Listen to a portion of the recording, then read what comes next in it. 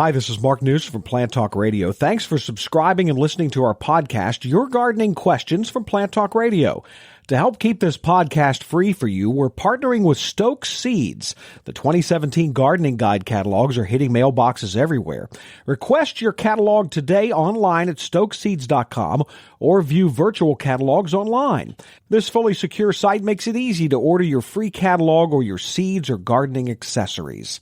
More than just a listing of vegetable and flower seeds, Stoke Seeds' website is a complete resource center with valuable information on starting seeds, planting, and harvesting, plus all the gardening accessories you need to make your garden the envy of the neighborhood.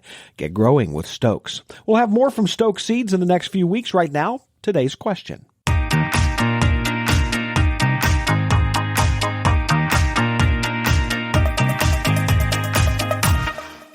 We did have an email this week from Shirley, and she says, the last 2 years I've purchased a Norfolk pine for my Christmas tree. After about 2 weeks, the fawns get really dry and start falling. Now, I have it in a pot, so I can either water it from the top or the bottom, and I've done both. I guess that I have a brown thumb. I plan to get another one this year and hope you can help me save this one. Please help me.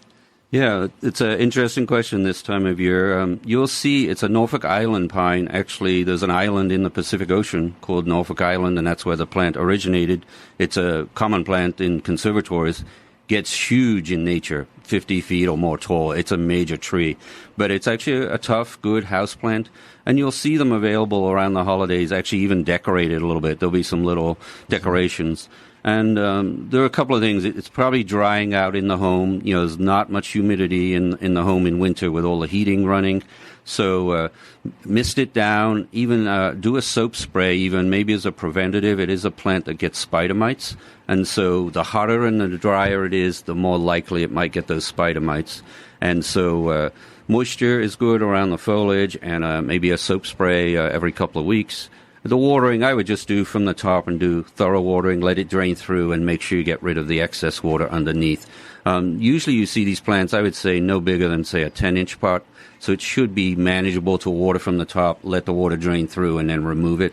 And just try to get a bit more humidity. It's actually a tough plant. It'll take lower light or high light, either way.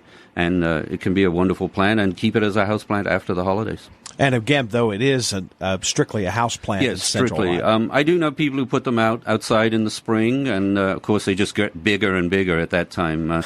One interesting thing, they tend to grow very, I'd say, dominant in terms of the center or the leader of the plant. And I always thought you could not prune them, but I actually have seen them pruned, because even in the conservatory sometimes they reach the roof, and you can actually take out that top leader growth, much like on some trees, and then it will sort of rebranch a little bit, and it's a way of keeping it in the home once it reaches sort of your ceiling height.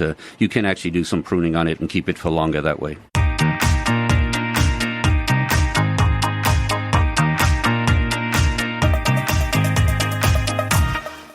Hey, thanks again for listening to the podcast. Remember, your 2017 Gardening Guide catalogs are available now. If you want one delivered to your home, go to stokeseeds.com. For the best selection of vegetable, flower, and herb seeds available, go to stokeseeds.com. Cultivating successful growers for generations.